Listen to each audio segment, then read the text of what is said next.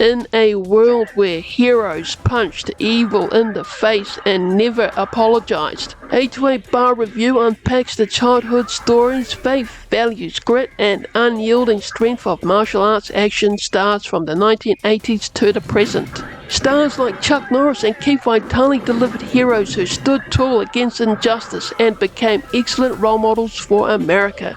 Join us in 2026 for untold stories, debates on martial arts action movies, and the definition on the action hero. Heroes never surrender. Watch, like, comment, subscribe, repeat.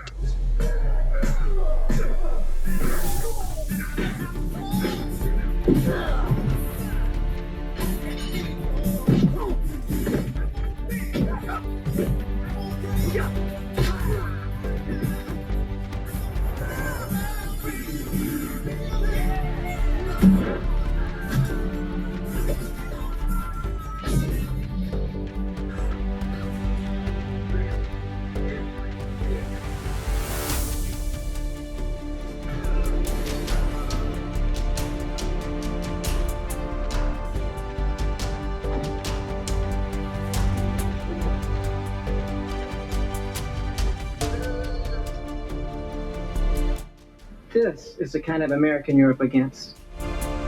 10 years later, I go to my high school reunion. I grew 5 or 6 inches.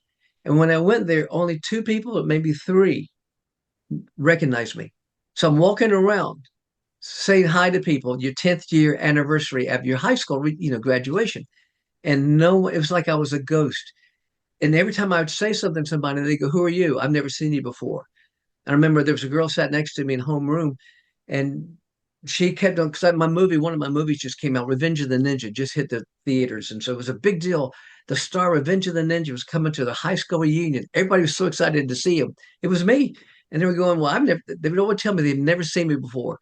And I told one of them, I said, I sat next to you in homeroom every day for 3 years. And she told me she's never seen me before in her life. It's one of those experiences. So it's totally different.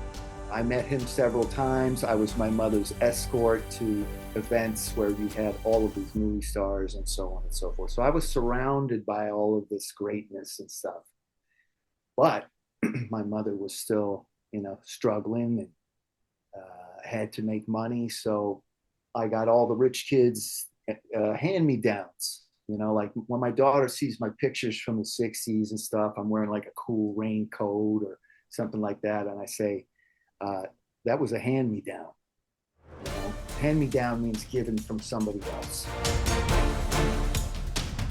We were lucky to sort of capture lightning in a bottle with No Retreat, No Surrender.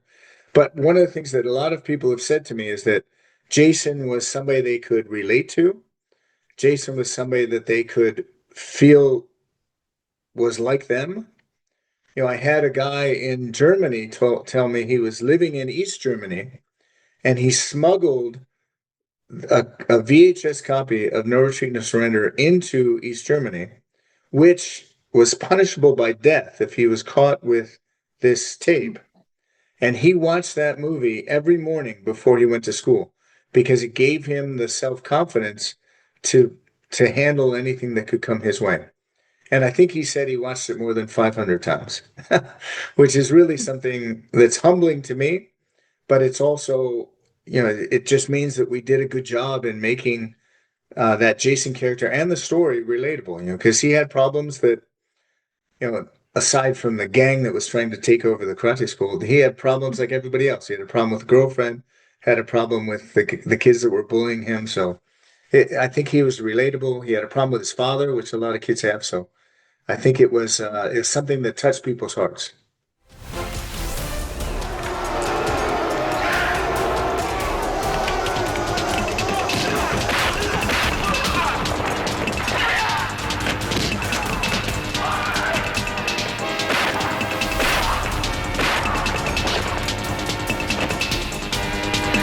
You're good.